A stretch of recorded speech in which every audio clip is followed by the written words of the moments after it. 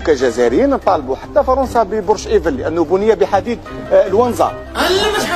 والجزائر استعمرت مصر منذ 120 سنه. يعني اذا كنتوا بتقولوا بقى مصر ام الدنيا، الجزائر جده الدنيا. السور تاع البوراق اللي مسميينه حائط المبكى، حائط البوراق، سمعوا ولا ما سمعوش به؟ حائط البوراق بناه سيدي بومدين. طلع علينا في حي المغاربه، حجره حجره والحجره تاعنا. احنا وطنيين، عندنا الغيره، نروح نحرر السور، نجيب الحيط.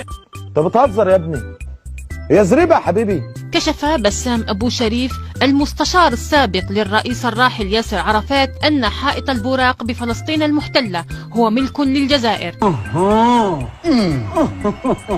خوتي راني ضحكت في الارشيف، راني لقيت شنقريحه جده الاول خالد بن الوليد سيف الله المسلول.